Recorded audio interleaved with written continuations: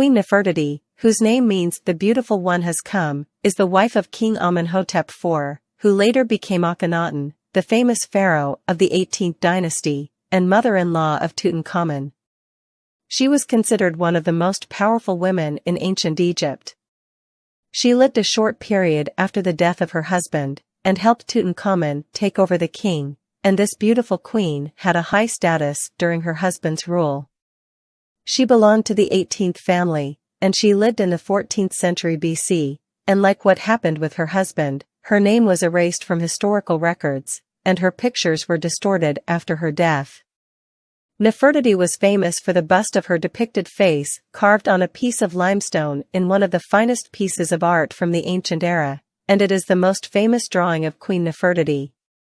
The origins of Queen Nefertiti are uncertain. It is believed that she is the daughter of I, the army commander, and her nurse. She was the wife of Minister I, who is likely to be a brother of Queen Tai. I never mentioned himself as Abu Nefertiti. Although there are references indicating that the image of Nefertiti's sister, Mut-Nachmet, was decorated with the tomb of I. Queen Nefertiti shared with her husband the worship of the new god, Aten, the power of the sun disk. She and her husband were the mediator between the people and Aten, and it is assumed that full blessing is granted only when the royal couple unites. He shines because the beauty has come. Nefertiti is reminiscent of the bust of her depicted face, carved on a piece of limestone in one of the finest pieces of art from the ancient era, and it is the most famous image of Queen Nefertiti. It was found by the German Egyptologist Ludwig Borchardt on December 6, 1912 in the workshop of Thutmose the sculptor in Tel El Amarna. Borchardt fled the complete, unscratched, statue to his home in the Zamalek district of Cairo, and from there he smuggled it to Germany, hidden among smashed pottery pieces of no value, sent to Berlin for restoration. There is another statue of Nefertiti's head in the Egyptian Museum, made of red quartz and decorated with touches of ink. It is no less accurate than the head in Berlin, but it is less famous. Akhenaten and Nefertiti and their sons. Among the royal titles of Nefertiti, the great royal wife, Nefertiti gave birth to 6 daughters from Akhenaten.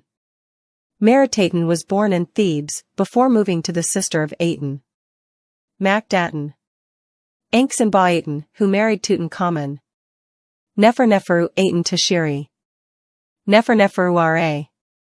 Stepan Ra.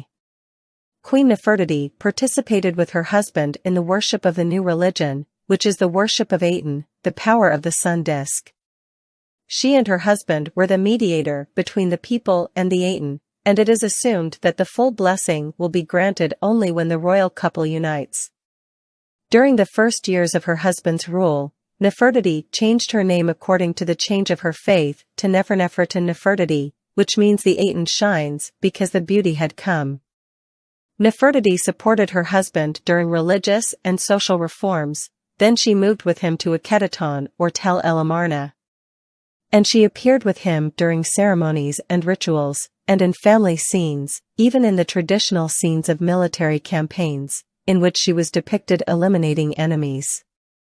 Nefertiti is reminiscent of the bust of her depicted face, carved on a piece of limestone in one of the finest pieces of art from the ancient era. It is the most famous drawing of Queen Nefertiti, and it was found by the German Egyptologist Ludwig Borchardt on December 6, 1912 in the workshop of the sculptor Thutmose in Tel El Amarna. Borchardt fled the complete, unscratched, statue to his home in the Zamalek district of Cairo, and from there he smuggled it to Germany, hidden among smashed pottery pieces of no value, sent to Berlin for restoration. There is another statue of Nefertiti's head in the Egyptian Museum, made of red quartzite and decorated with touches of ink. It is no less accurate than the head in Berlin, but it is less famous. It is not yet known whether there is a mummy of Queen Nefertiti or not. What is certain is that scientists found mummies in the secret room of Akhenaten's tomb. In the 19th century, the French archaeologist Victor Loret, when he opened one of the walls of the cellars, found a side crypt containing 3 mummies, one for a man and 2 for women, one of whom was younger than the other. At the time, these mummies did not arouse any interest, and they were photographed in 1907, and they fell into oblivion. But recently, scientists have had some doubts that one of these mummies is Nefertiti. In 2002, British researcher Joanne Fletcher of New York University, an expert in mummies, announced that the remains of the young mummy belonged to Queen Nefertiti, and confirmed that this is an undeniable fact. "It was the most amazing discovery of my life," she said that, after she was allowed to undergo the mummy for examinations, including X-rays. "The best evidence that one of these two mummies is the beautiful woman who came is the high quality of mummification and the anatomical similarity with descriptions of Nefertiti's remains. At the very least, this is what Mrs. Fletcher saw in the mummy's neck and shoulders, and most importantly in the face. The mummy was bald, shaved in order to wear a special wig. Fletcher seems to have found the wigs." However, this claim became the subject of controversy and was later disputed by the Egyptian authorities. Examinations also showed traces of a leather belt imprinted on the mummy's forehead. Traces of 2 earrings in the left ear were seen earlier on some portraits of the queen. A little later, her broken hand was found near the mummy, and the scepter was held by it, and this, as is known, is a feature of the authority of the pharaohs. That is why Joanne Fletcher did not suspect that the remains of Nefertiti were finally found.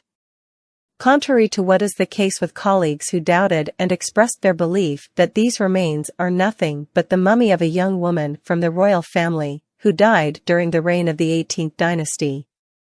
Dr. Zahi Hawass, the former Minister of State for Egyptian Antiquities Affairs, who is considered the most prominent Egyptologist and now holds the position of Secretary General of the Egyptian Supreme Council for the Protection of Antiquities, criticized the researcher Fletcher, stressing that the mummy that the researcher referred to is of a girl between 16 to 20 years old, while the Queen Nefertiti was older.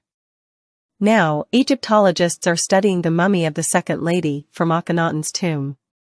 Here, too, it is possible to talk about the existence of similarities between her and the Queen, and it seems that the final word will be for DNA analysis. Such analyses help to determine the personality of each of Tutankhamun's grandmother and Akhenaten himself, who was already the father of Tutankhamun. The question that arises is whether the mummy known as KV35YL is Queen Nefertiti? Probably. Or maybe not. Doubts about her motherhood are not only directed towards her, but also towards Akhenaten's sister. It is known that Nefertiti was his first wife. One of their daughters, Mikitaten, died, and their grief for her was depicted in some wall paintings. After the death of their daughter, Nefertiti disappeared from the royal court, and her daughter, Merit-Aten, replaced her, and she received the title of the Great Royal Wife. After the 12th year of Akhenaten's rule, Nefertiti disappeared, and there was no mention of her. It is believed that she died and was buried in the tomb of Aten's sister. It is also believed that Tutankhamun moved her mummy with his father, Akhenaten, when Aten's sister deserted her grave. Egyptologists were unable to locate Nefertiti's tomb throughout years of research after the discovery of Tutankhamun's tomb. In the year 2015, Dr. Nicholas Rivas of the University of Arizona announced that he may have found the tomb of the aforementioned queen and that she may have been secretly buried inside the tomb of Tutankhamun, because the examinations showed that there may be an entrance in the tomb of Tutankhamun, and that this door may lead to the burial place of Queen Nefertiti. The digital scan showed that there are remains of 2 places that were used as doors, and therefore Reeves assumed the existence of a secret passage leading to other burial chambers, and said that this is probably the reason why Tutankhamun's tomb is smaller than the rest of the tombs of the pharaohs of Egypt. In the end, I thank Jason for your follow-up. We hope to subscribe to the channel and activate the bell button, and do not forget to like. We also await your support through the Super Chat and the Thank You feature.